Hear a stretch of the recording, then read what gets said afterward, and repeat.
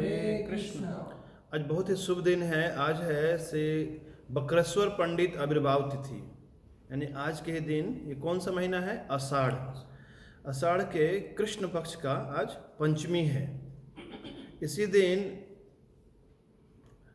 बंगाल में हुगली जिले के उस स्थान का नाम है गुप्तीपाड़ा, गांव है छोटा सा।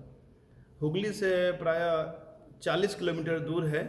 वहाँ आज ही के दिन चैतन्य महाप्रभु के अंतरंग पार्षद श्री बक्रेश्वर पंडित आविर्भूत हुए। वे बहुत ही दक्ष गाने में और नर्तन करने में। चैतन्य महाप्रभु को उनका नृत्य बहुत ही पसंद था।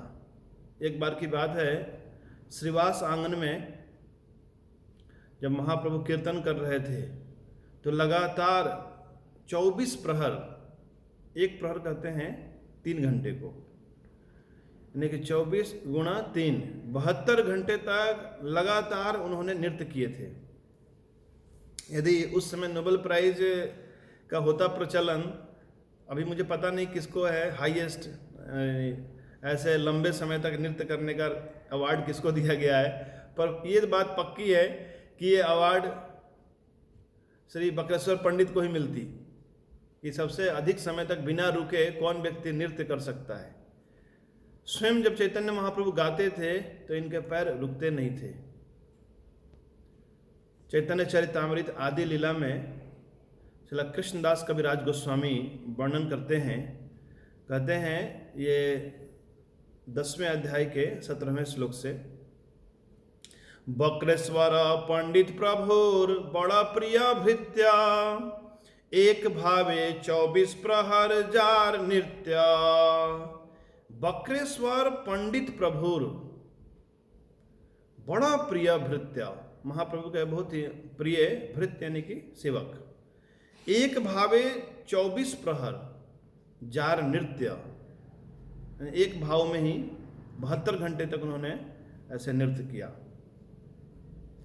जितने भक्त महाप्रभु से मिलने के लिए प्रतिवर्ष जगन्नाथपुरी जाते थे, उसमें बक्रेश्वर पंडित भी होते, और 7 टोलियां बनाई जाती थी जगन्नाथ भगवान के सामने नृत्य करने के लिए, कीर्तन करने के लिए। तो उसमें से एक टोली में बक्रेश्वर पंडित नृत्य करते थे, बाकी उनके सब अनुगमन करते थे।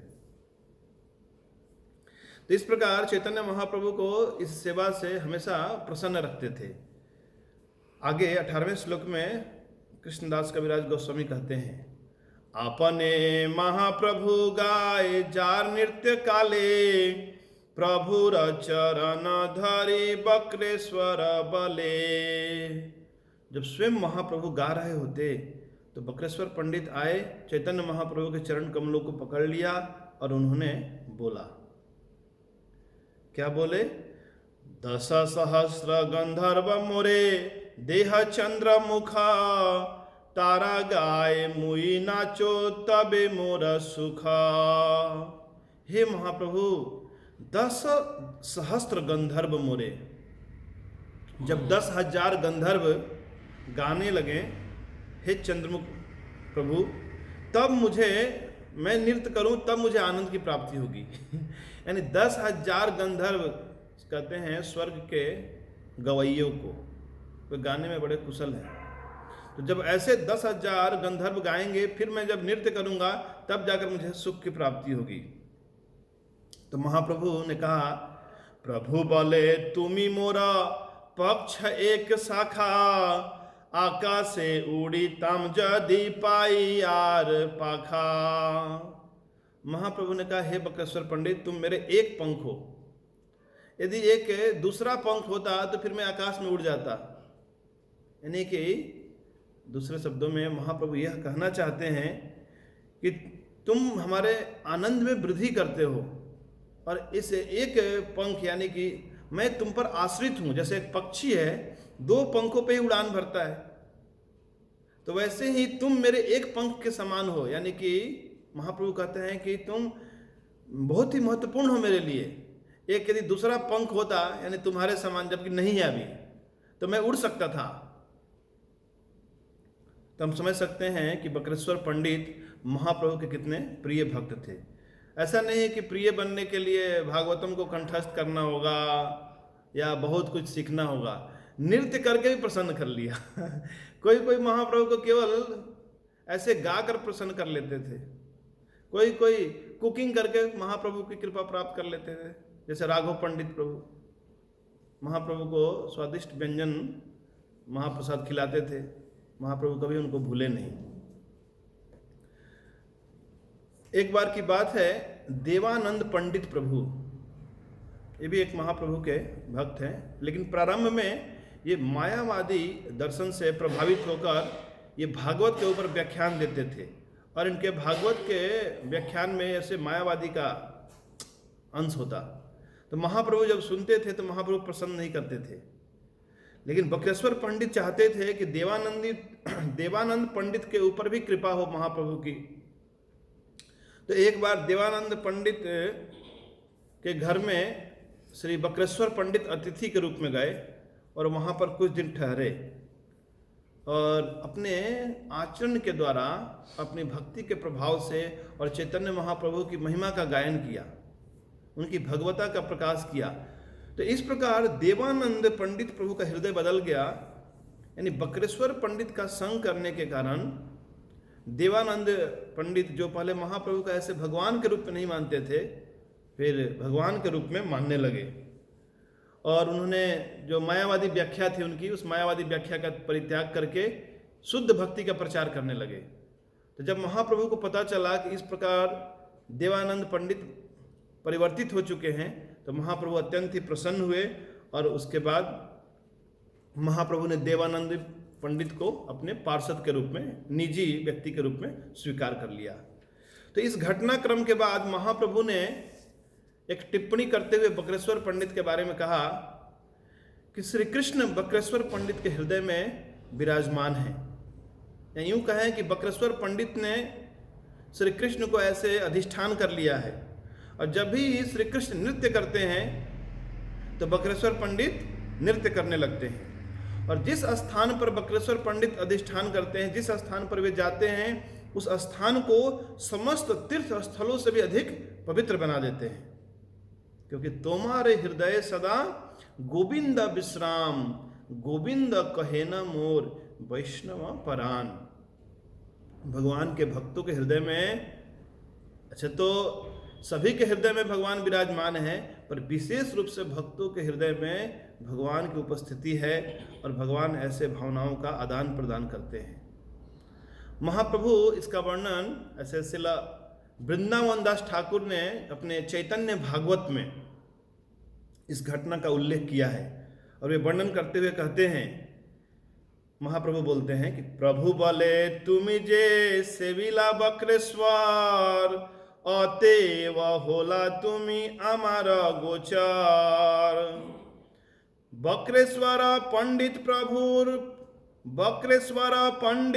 प्रभुर पूर्ण शक्ति, से कृष्ण पायते ताहिर करे भक्ति। बक्रेश्वर हृदय कृष्णेर निज घर, कृष्ण नृत्य करे नाचिते बक्रेश्वर। जेते स्थाने यदि बक्रेश्वर संग है, से स्थाने सर्वतीर्थ श्री वैकुंठमय। प्रभु बोले तुमी जे सेविला बक्रेश्वर।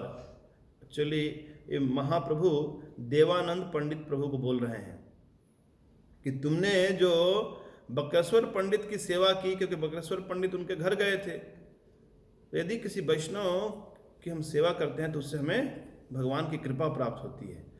अतएव होला तुमी आमार गोचर, यही कारण है कि आज तुम मेरे सामने ऐसे दृश्यमान हो।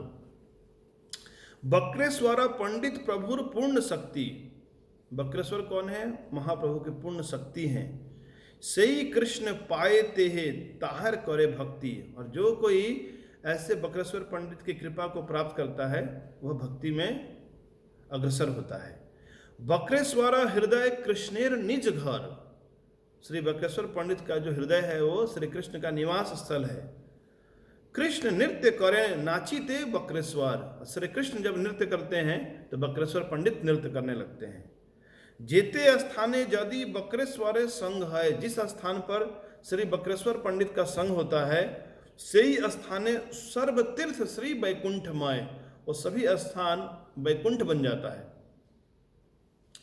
महाप्रभु जब जगन्नाथपुरी में रहते थे तो प्रतिवर्ष नवद्वीप से, बंगाल से कई भक्त जाते थे, तो उसमें बक्रेश्वर पंडित भी जाते थे और वहाँ पर गदाधर पंडित वे रहते थे टोटा गोपीनाथ। तो वहाँ पर अद्वैत आचार्य, महाप्रभु और अन्य अन्य महाप्रभु के संगी सब वहाँ बैठकर श्रीमद् भागवतम श्रवण करते थे। तो स्वयं महाप्रभु श्रवण करते थे गदाधर पंडित के मुख से, क्योंकि गदाधर पंडित बहुत ही कुशल थे, दक्ष थे श्रीमद् भागवतम को ऐसे गायन करने में। कहते हैं कि श्री बक्रेश्वर पंडित राधाकांत, श्री राधाकांत की सेवा करते थे। वह विग्रह आज भी जगन्नाथपुरी में गंभीरा है, जहाँ पर महाप्रभु ने अपने अंतिम समय लीला की थी। तो जैसे ही घुसते हैं तो लेफ्ट साइड में एक विग्रह है, वह विग्रह श्री बक्रेश्वर पंडित के द्वारा सेवित विग्रह है। उस विग्रह का नाम है श्री राधाकांत। तो इनकी सेवा करते थे। कवि कर्णपूर्ण अपने ग्रंथ में बताते हैं कि बक्रेश्वर पंडित ये अनिरुद्ध के अवतार हैं। बक्रेश्वर पंडित के शिष्य हुए श्री गोपाल गुरु गोस्वामी। इन्होंने उड़ीसा में प्रचार किया। और इनके एक शिष्य हुए श्री ध्यानचंद्र गोस्वामी। तो ध्यानचंद्र गोस्वामी ने अपने एक शास्त्र में यह जिक्र किया है कि श्री बक्रेश्वर पंडित तुंग सखी हैं, तुंग विद्या सखी, जो श्रीमती राधा रानी की अष्ट सखियां हैं, मायापुर में देखा होगा, तो उनमें से एक प्रमुख सखी हैं श्रीमती तुंग विद्या, जो अत्यंत ही गायन करने में और नर्तन करने में दक्ष हैं।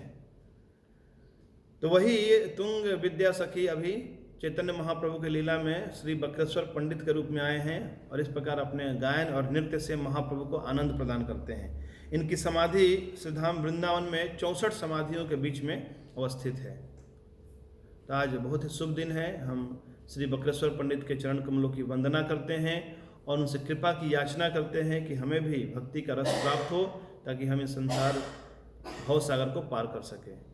श्री बक्रेश्वर पंडित आविर्भाव तिथि महामहोत्सव की, शील प्रभुपाद की, गौर प्रेमानंदे।